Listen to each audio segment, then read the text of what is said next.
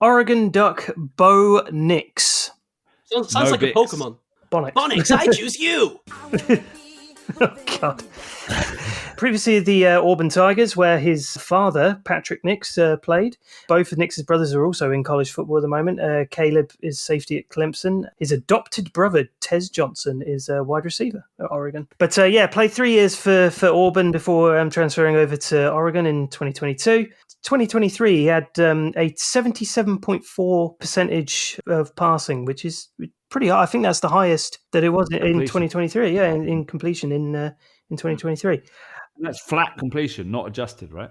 Yes, yeah, I believe so. Yeah, Which is incredible. That's incredibly high. it is. Number. Yeah, and he does put up some really good stats, and he got rewarded for that in 2023. First team All Pac-12, Pac-12 Offensive Player of the Year. Won the William V. Campbell Trophy, if anybody knows what that is. I watched Bo Nix, and I had this thought in my head, and I was thinking, is this just a weird thought that I've got? This guy is Kenny Pickett. This would be drafting Kenny Pickett again if we were to do this. I saw a ton of Pickett's game in this, and not for great reasons. He does throw well on the move, I will say, and that's a kind of Pickett thing that I saw on him as well, and I thought that was good. And he's Pickett with an arm basically, because he has got a decent deep ball on him as well. The one thing that Bo has that Kenny doesn't, however, is a very, very solid O-line across the board at Oregon. So there is that as well. That he does have experience playing behind a very solid O-line, which gives him a lot of time to work around. I think you nailed it with experience. He's going to be 24 most starts ever by a college QB. Really? Yeah, he is also on the old. I saw Bo Nix since we've been doing this for. Well, since I've been doing this for like a couple of years now, like freshman of the year 2019. So he's been playing college ball as long as we've been doing this podcast. Didn't realise that. Yeah, I'm not sold on Bo Nix at all. Really, I've actually got him down as a -1. I just don't see what there is that JJ McCarthy isn't able to offer you. There's some nice stuff, but I just think there's too many issues around some of the erratic throws he has, even though he does have very good accuracy, especially this season. That has to be noted. Yeah, I just don't think he's amazingly mobile. I just don't see it with Bo Nix, and I do think the Kenny comparisons are just a little bit too off-putting for me. I think he's an athletic, rhythm-based passer. Is that fair? Like first read or check down, that's his style. Check down Charlie. Not much else going on outside of structure. I mean, there's nice things, quick release, pocket movement's okay, steps up well, seems to thrive over the middle. That's something. Decent velocity, solid arm. He can generate power from anywhere. So, he can whip it. Runs okay with some power, but it's just that's not elite. He's got some nice anticipation throws his guys open, decent weighting on the ball. But I do think he's like a forcer of the ball, like a predetermined target guy. I've got issues that he's going to really struggle to transition to play action, playing under center again. Another guy that's, as I said, his bad throws remind me of Kenny Pickett. I've got doubts about his vision, about his processing. Can he create when his first read isn't open? Very simplistic offense, like heavy screen RPO, which he looked good in. But how long will it take for him to adapt to NFL at his age? I didn't see a single backyard football play. I'm not sure that anything happens outside the structure for him. I think the success in 2023 was due to the scheme and his experience. And it's the Kenny Pickett 2.0 comparisons are really strong. I think he's worse. I think he's more limited. There's things about his game that are good, like PFF grades under pressure and when blitzed, all above 90. Maybe it's Jordan Love rather than Kenny Pickett. But there's stuff there. I mean, I've never seen a clear example of like the product of the system QB, right? I mean, it's pretty insane. I mean, fair play to the guy. I mean, he's ran the system impeccably. I mean, look at the stat. It's wild, right? 93 overall grade, 4,450 yards in 14 games, 45 touchdowns, 3 interceptions, 85% adjusted completion percentage. It's ridiculous. I mean, it's bizarro numbers. But 22 was rough. Well, that's what I'm saying, right? So it's like a guy who comes in, gets used to the system, and then the second year, he's like the ultimate system QB. And maybe there's a place place for 3 years before that at Auburn.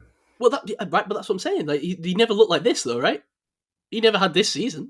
So to me, it's like maybe there's a team out there, or more specifically, maybe there's a coordinator or a head coach out there that says, I've got this system that's awesome, but I just need a guy who can run it smooth, simple, game manager, no issues. I mean, this guy's proven he can do that, if nothing else. This guy, I saw the 77.4 completion percentage, and I was like, this might be my guy. So I came in fully like I'm ready to back this guy. Couldn't be further. I'm pretty much out. It's like -1 for me too.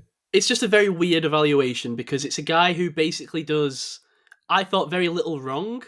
If you were to determine things in terms of like what's right, what's wrong on a play, but he's not doing anything that I'm saying that's a translatable trait to being a great NFL quarterback. And that's the long and short of it, right? You know, we can go into all the things that we have done for all the other quarterbacks, but the long and short of it for me is that the production and the performance is there, and it's just all system. I can't look past that. I don't know how you can look past the system and say, yes, this guy has got translatable traits that we can project to the NFL. And I think almost the entirety of his Auburn part of his career, there's a big kind of caveat sort of star against that. His dad was Patrick Nick's former Auburn quarterback, and I feel like he kind of felt that he had this kind of Auburn destiny, that was the team he should play because it was his dad's team and the whole quarterback heritage. And his first game, weirdly enough, was Auburn, Oregon, which is an interesting closing chapter that he started the first chapter like that. So if you take out the Auburn family thing, and he tried too hard for Auburn, threw too many picks, took a change in his career, sort of a totally different path to Oregon. Therefore, he's not trying so much for himself, he's trying for the team, and he's trying to kind of operate on a different level, is how his coaches put it.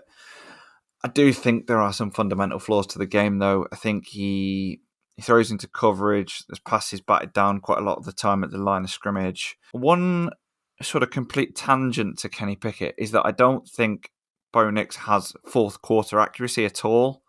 I think I don't know if it's a conditioning thing, but the passes on the tape I watched seem to be quite low and hurried. They seem to be kind of not necessarily dealing with pressure that well later in the game, which I think Kenny kind of deals with that better and seems to get better as the game go on. I thought with Bo Nix, he kind of got worse as the game went on. I don't know if that's just a couple of games that I've watched specifically, or if that's a more kind of noticeable trend across his whole career. And I don't think, and I kind of question, was his O-line abysmal? So it's interesting, Mark, that you've come up with the fact that he had a really good O-line. If he does have a good O-line, then he doesn't use the pocket well. He looks to escape and try and create rather than being a more traditional pocket passer, which I think would potentially more suit his skill set. So yeah, I've ended up with kind of a 0 grade, and I kind of ummed everything between a +1 to a -1, and I've ended up somewhere in the middle. So I've gone -1 as well. I think he'll see a bit of a slide in the draft. I think teams will be a little bit wiser than maybe draft Knicks on the whole.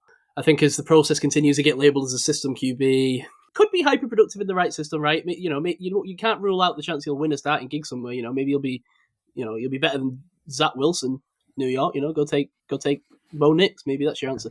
It's weird that you get guys like Daniel Jeremiah, who's got Bo Nix being taken at 14 by the Saints. There are some guys that are still that are high on Nix and think he's a first round prospect. So now that's interesting because we know that Daniel Jeremiah's got the ability to push a narrative through the draft. So that's so interesting that he's got him that high already. So maybe there won't be a slide. That makes me question that. There are good games on his tape. I mean, if anyone watched the USC game, 23 for 31, 412 yards, 4 touchdowns, had a really, really solid game. I thought that was probably the best I saw him on tape was that particular game. So he's got a good game in him. And, we're not saying he's a terrible QB. It was just, I find him uninspiring. I think you can tell by the tone of the voices in the room. Yeah.